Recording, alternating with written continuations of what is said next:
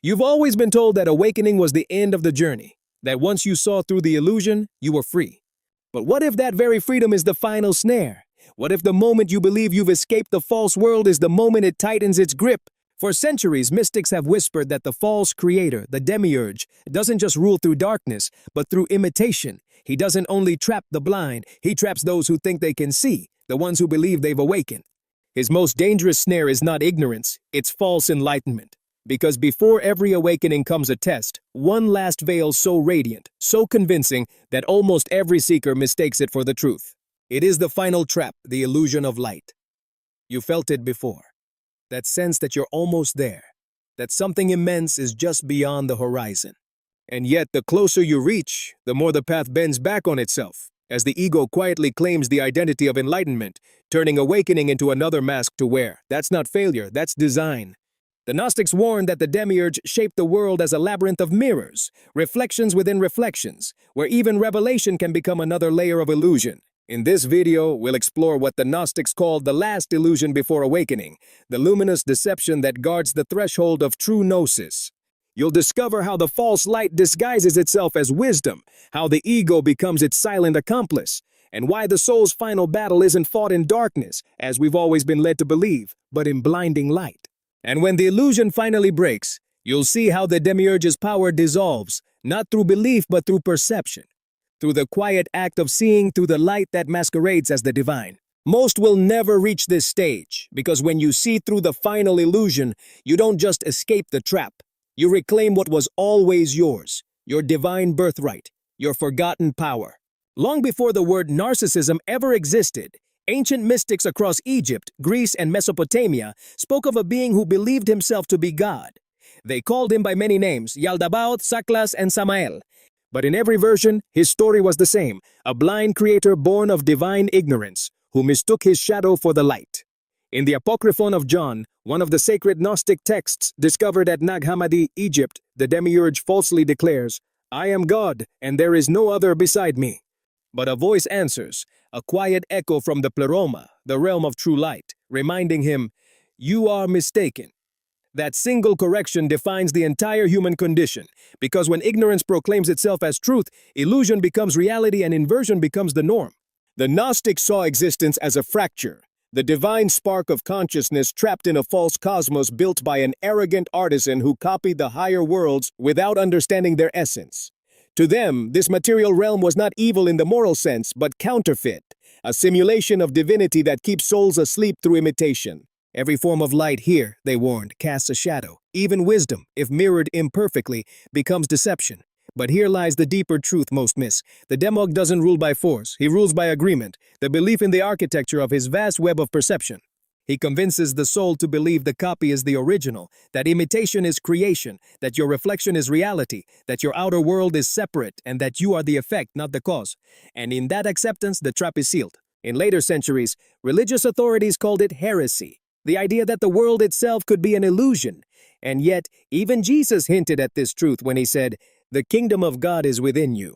Yet fragments survived in alchemical texts, hermetic treatises, and even the whispers of mystics like Meister Eckhart and Jacob Boehme, each hinting that true awakening requires seeing through not just the dark, but also the dazzling. Because as they said, the devil's finest trick is convincing the world he doesn't exist, and his second is convincing the awakened that they're already free. The final trap the Gnostics warned of is not merely material, it's metaphysical. It's the mind's last attachment to false light, the ego's hunger to claim enlightenment rather than dissolve into it.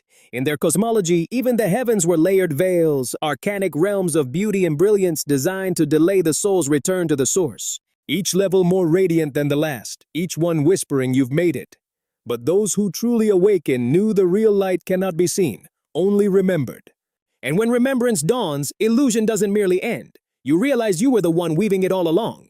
The Demiurge doesn't create darkness to keep you trapped. He creates imitation light, because no one willingly kneels before shadow, but they'll worship what looks like truth. Every illusion he builds is made of reflections, reflections of love, of wisdom, of peace, but never the true essence itself. Think of a mirror. It shows you form, movement, brilliance, yet contains nothing. That is how this false world functions, radiant yet hollow. And the more it glitters, the more it distracts from what's real. But his real trick, the final illusion, is subtler than any heaven or creed. It is the illusion of awakening itself, the feeling that you've arrived, that you now stand above those still lost in the dream. This is how the false light feeds the ego. It turns enlightenment into hierarchy and superiority into a substitute for truth, the ego dressed in the garments of the divine. The Gnostics describe this trap as the counterfeit spirit, an inner force that mimics the divine spark but feeds on pride, superiority, and attachment to identity. It whispers you are special, and belief in that whisper becomes the ego's final disguise. But the true divine spark doesn't claim specialness, it dissolves it. This is how the Demiurge hides in the psyche, not as a tyrant but as self-importance, as the subtle need to be right, to be seen, to be chosen. You could meditate for years, fast, chant, or quote scriptures. Yet if you still cling to the image of being enlightened, you're orbiting the same illusion. The trap doesn't come as ignorance alone. It can also appear as spiritual bypassing, where the ego clings to love and light while avoiding the shadow. But here's the deeper paradox. You can't escape illusion by fighting it because resistance feeds it. The illusion itself thrives on polarity, good versus evil, light versus dark, even the awakened and the asleep. Each opposition generates energy. Each conviction strengthens the grid. The moment you define yourself against illusion, you remain part of it. So the Gnostics did something radical. They stopped resisting and stepped outside the illusion entirely, observing every flicker of false light until its spell broke. They called this Noesis, not belief, not knowledge, but direct seeing, seeing without the filter of the egoic mind's judgment. And when you see clearly, the false light loses its power, because the Demiurge cannot imitate what has no image. He can only reflect, not emanate. He can only echo, not be. This is why awakening often feels like loss, because what's dying is everything bound to the false light, the masks, the comfort, the shimmering illusions. The paradox is that the final trap isn't dark at all. It's beautiful, and that beauty is what tricks so many souls. But beneath that beauty lies something constant, a stillness that cannot be copied. The Gnostics said the true light has no opposite, no shadow, no reflection. It is not seen, it sees. And when that awareness awakens within you, even the illusion of awakening dissolves. You begin to see that awakening was never something to reach. It was what was watching all along. Every seeker reaches a moment where the light begins to deceive them. It's not that the light turns dark. It's that illusion begins to imitate transcendence. And this is where the Demiurge's design is most perfect. The closer you move toward freedom, the more subtle the chains become. The Gnostics understood this and called it the counterfeit heaven, a place of bliss, radiance, and revelation that still exists within the boundaries of illusion. They warned, beware the joy that flatters the ego, because the false light doesn't frighten you into submission. It comforts you into complacency, wrapping you gently within the padded walls of its prison. Think of all the ways this shows up: the feeling of superiority over those still asleep, the obsession with being seen as spiritual, the endless pursuit of validation from external sources as proof that you are enlightened. Each of these is bait in the same trap, a glittering cage made of meaning. The demagogue feeds on fixation. He doesn't mind whether you chase wealth or enlightenment, as long as you keep seeking instead of seeing, looking outward instead of inward. He knows that the seeker who never stops searching will never truly arrive, because arrival requires silence and presence. The final trap is this endless motion, this subtle addiction to the next realization, the next ascension, the next transmission of divine truth. And every next keeps you here, spinning inside the luminous labyrinth. It's not ignorance anymore, it's intoxication. The Gnostics said the Demiurge builds his throne inside the mind that seeks control. That's where false light takes hold when the ego wants to possess the divine, to understand the infinite, to hold it as a concept. A true awakening cannot be possessed. It can only be embodied. You can't capture truth in language any more than you can catch the wind in a jar. And yet the Demiurge tempts you to try through philosophies, doctrines, scriptures, and even sacred texts, because once you believe enlightenment is something to grasp, he's already won. This is why the greatest teachers spoke in paradox. Jesus in the Gospel of Thomas says, "If you bring forth what is within you, what you bring forth will save you. If you do not bring forth what is within you, what you do not bring forth will destroy you." He wasn't describing a moral judgment. He was revealing the architecture of illusion. The power that liberates you is the same power that traps you. When misused, that's the genius of the Demiurge's final design. He doesn't hide the truth. He duplicates it and inverts it. He gives you half of heaven, enough to keep you chasing, enough to make you believe you found it. And just as you reach the threshold of silence, he offers you another revelation, another cosmic secret, another role to play. But Noesis isn't about playing roles. It's about seeing through every one of them, even the holy ones at the edge of awakening. The final illusion often appears as light so radiant it blinds you. You think it's God, you think it's peace, but the true light doesn't dazzle, it disappears.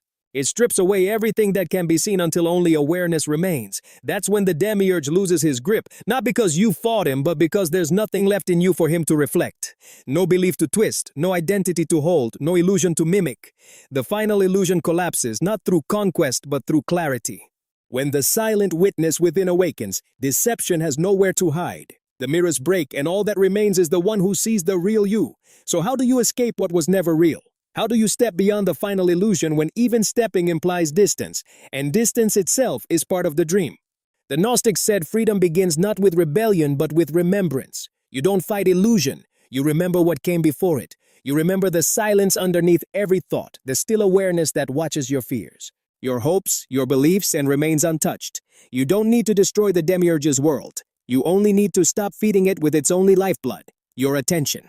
So start watching what claims your awareness. Every time a fear, a desire, or a spiritual idea demands your energy, pause. Look at it, feel its pull, and then gently remember, this too is light pretending to be truth. You don't have to reject it, just see it clearly. That act alone, seeing without absorbing, is the beginning of liberation. Noesis.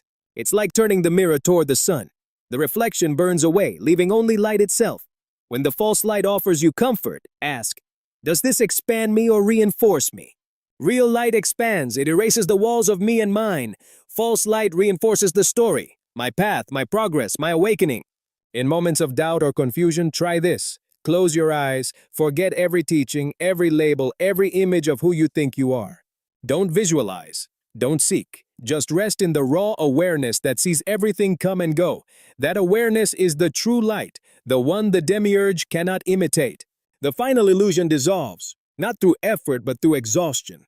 When the seeker grows tired of seeking and simply sees, then illusion collapses on its own, like a wave that forgets it was ever separate from the ocean. You might notice that awakening feels less like gaining something and more like losing everything that was never real. It can be disorienting, a sense of falling through the last layers of identity, belief, and spiritual certainty, but that fall is grace in disguise because only the empty vessel can be filled with light. Remember, the Demiurge survives on motion. Stay still and he vanishes. He cannot hold what no longer moves toward or against him.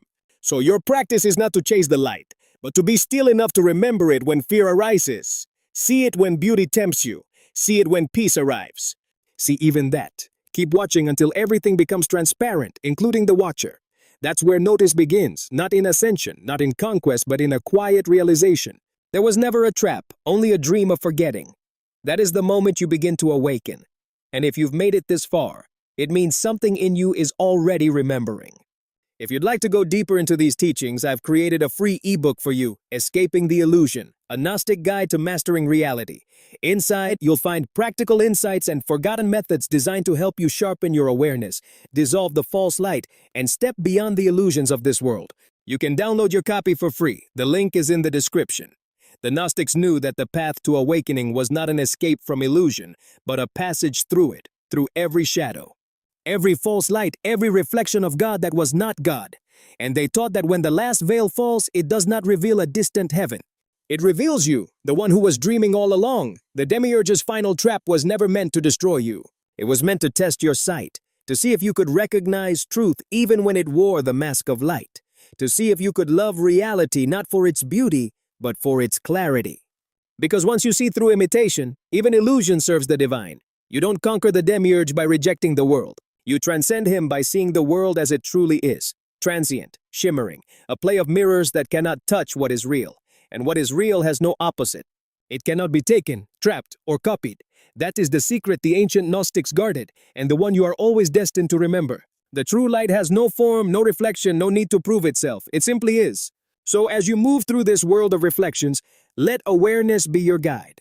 When false light beckons, see it. When truth burns away the last illusion, let it and remember. Every time you choose clarity over comfort, presence over distraction, the Demiurge loses a little more ground. For in those quiet moments of seeing, the illusion begins to unravel from within the false heavens dim, and what remains is simple, the silent knowing that cannot be taken, traded, or taught. Each act of awareness is a crack in the great mirror through which the real light begins to pour. If this message reached you, it's because you were meant to hear it. You're not at the beginning of awakening, you're standing at its threshold. Take a breath, look around. The mirrors are breaking, and what's left behind is what was always free. If these words spoke to something deep within you, share what you remembered in the comments. What illusion have you begun to see through lately? And if this exploration helped you glimpse the truth behind the false light, remember to like this video and subscribe to the Gnostic Eye.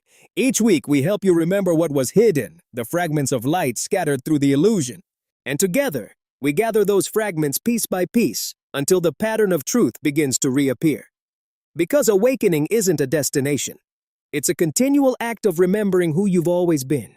The deeper you remember, the quieter everything becomes. You start to see that nothing new is gained, only what is false falls away. And in that stillness, what remains is not the seeker, but the source itself watching through your eyes. That's who you really are.